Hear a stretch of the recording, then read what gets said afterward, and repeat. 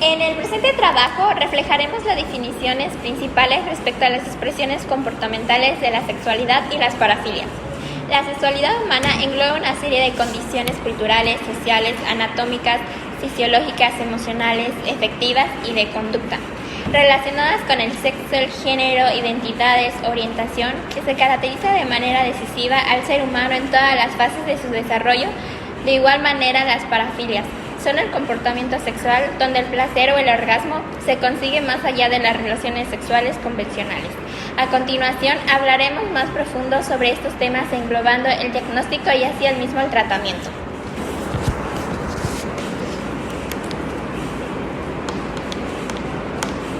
La sexualidad es una parte integral de la experiencia humana y se manifiesta de diversas formas en el comportamiento de las personas. A continuación les presentaremos algunas de las diferencias entre las diferentes expresiones comportamentales de la sexualidad.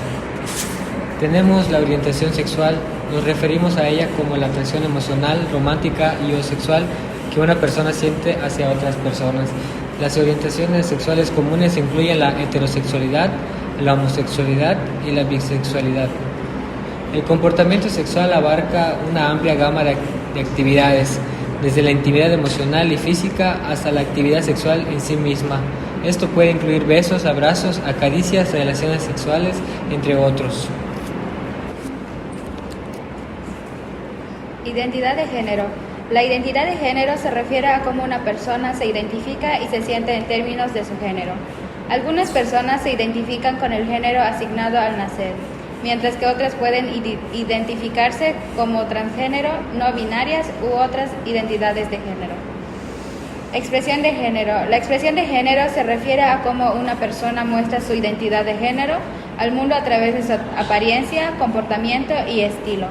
Algunas personas pueden expresar su género de acuerdo con las normas tradicionales de género, mientras que otras pueden desafiar o mezclar estas normas. Relación y vínculos afectivos. Las relaciones y los vínculos afectivos pueden ser de naturaleza romántica, emocional o sexual. Pueden incluir relaciones monógamas, poliamorosas, abiertas o no convencionales, y pueden variar en términos de compromiso, duración y estructura. Fantasías y deseos sexuales. Las fantasías y los deseos sexuales son pensamientos, imágenes o escenarios que una persona encuentra eróticos o excitantes. Estas fantasías y deseos pueden variar ampliamente de una persona a otra y pueden no ser llevados a cabo con la realidad. Es importante destacar que la sexualidad de diversas personas y cada individuo tiene el derecho de explorar y expresar su sexualidad de manera que resulte más auténtica y satisfactoria, siempre y cuando sea consensuada y respetable y respete los límites y derechos de los demás. Las expresiones comportamentales con la sexualidad humana son diversas y pueden variar según las culturas y las preferencias individuales. Algunas expresiones incluyen: tenemos el fetichismo. El fetichismo es una atracción sexual hacia objetos animados y partes específicas del cuerpo.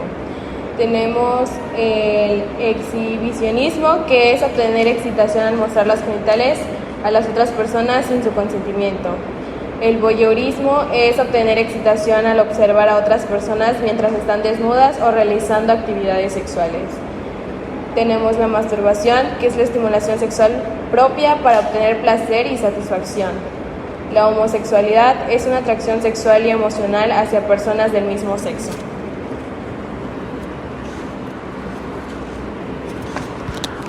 En primera instancia tenemos la heterosexualidad, que es la atracción sexual y emocional hacia personas del sexo opuesto. La bisexualidad es la atracción sexual y emocional hacia personas de ambos sexos. El poliamor es mantener relaciones románticas y o sexuales con múltiples personas de manera consensuada. La orientación sexual es la atracción emocional, romántica y o sexual hacia personas del mismo sexo, del sexo opuesto o de ambos sexos. La percepción interna y personal de ser hombre, mujer, ambos o ninguno de los dos, que puede o no coincidir con el sexo asignado al nacer. Los roles de género.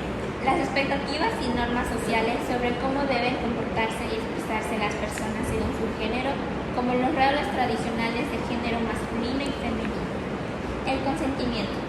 El acuerdo voluntario, informado y mutuo entre todas las partes involucradas en una actividad sexual o romántica. Relaciones monógamas. Relaciones en las que una persona tiene una pareja sexual o romántica exclusiva. Las relaciones no monógamas. Relaciones en que las personas pueden tener múltiples parejas sexuales o románticas de manera consensuada. Prácticas sexuales seguras. Medidas y precauciones para prevenir la transmisión de enfermedades de transmisión sexual y embarazos no deseados, como el uso de los condones y la realización de pruebas de detención regularmente.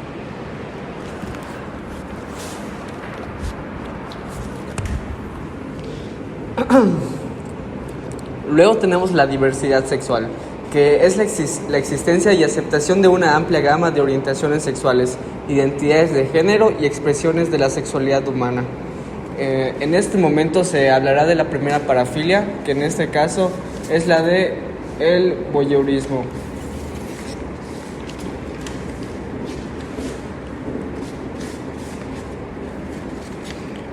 El voyeurismo consiste en obtener excitación sexual mientras se observa a alguien desprevenido que se está desvistiendo, que está desnudo o en plena actividad sexual. El trastorno voyeurista consiste en responder a los impulsos y fantasías voyeuristas o en estar angustiado o ser incapaz de funcionar a causa de esos impulsos y fantasías. La mayoría de los mirones no sufren un trastorno voyeurista. Los médicos diagnostican el trastorno voyeurista cuando las personas afectadas se sienten angustiadas o son menos capaces de funcionar bien debido a su comportamiento o han actuado según sus impulsos con una persona que no ha dado su consentimiento. El tratamiento, que suele comenzar cuando el voyeur o mirón ha sido detenido, consiste en psicoterapia, grupos de apoyo y ciertos antidepresivos. El voyeurismo es una forma de parafilia. La mayoría de las personas con tendencias voyeuristas no tienen un trastorno voyeurista. El voyeurismo es el acto de mirar, el que produce la excitación y no el hecho de mantener una relación sexual con la persona observada. Los voyeurs no buscan el contacto sexual con las personas observadas. Cuando observan a personas sin que éstas consientan, pueden tener problemas legales. En este momento hablaremos sobre diagnóstico. Evaluación médica basada en los criterios estándar del diagnóstico psiquiátrico. Los médicos diagnostican un trastorno voyeurista cuando los efectos se han excitado de forma repetida e intensa, observando prevenidamente a una persona que se encuentra desnuda, desvistiéndose o participando en actividades sexuales, y la excitación se ha expresado de forma de fantasías, impulsos y comportamientos.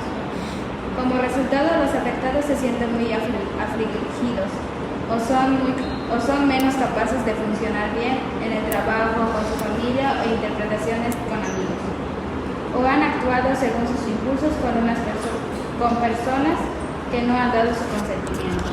Ha sufrido la enfermedad durante 6 meses o más.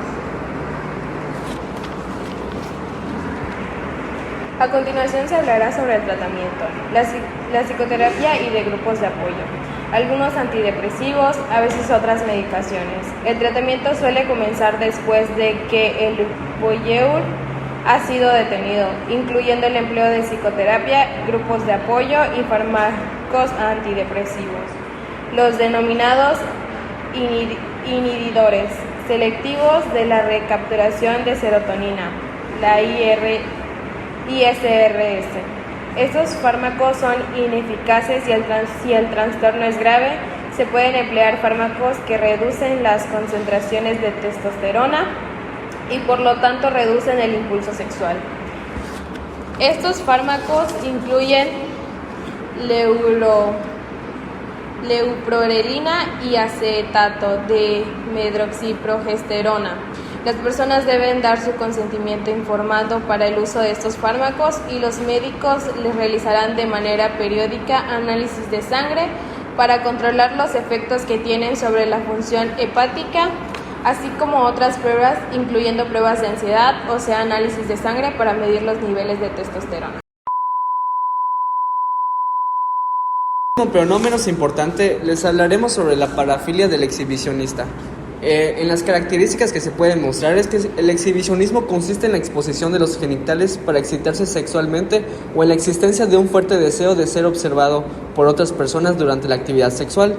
El trastorno exhibicionista consiste en responder a los impulsos y fantasías exhibicionistas o estar angustiado o ser incapaz de funcionar normalmente a causa de esos impulsos y fantasías. El diagnóstico de esta parafilia es que los médicos diagnostican un trastorno exhibicionista cuando las personas se sienten muy afligidas o son menos capaces de funcionar bien debido a su comportamiento o han actuado según sus impulsos con una persona que no ha dado su consentimiento. Ahora, por otro lado, el tratamiento de esta parafilia es que generalmente comienza después del descubrimiento a través del conflicto del exhibicionista. Consiste en psicoterapia, grupos de apoyos y ciertos antidepresivos, que no se les olvide. Bueno, en este punto hemos resumido la información sobre el comportamiento sexual y las expresiones conductuales de las parafilias. Hemos podido reconocer las diferentes parafilias y las características que lo distinguen de cada una, permitiendo el diagnóstico y el tratamiento, ya que las personas con parafilias pueden padecer de trastornos de personalidad, ansiedad o depresión, relacionadas con fantasías o comportamientos sexuales. Además, puede ayudar a los parafilíticos a comprender mejor su comportamiento y prevenir cualquier delincuencia.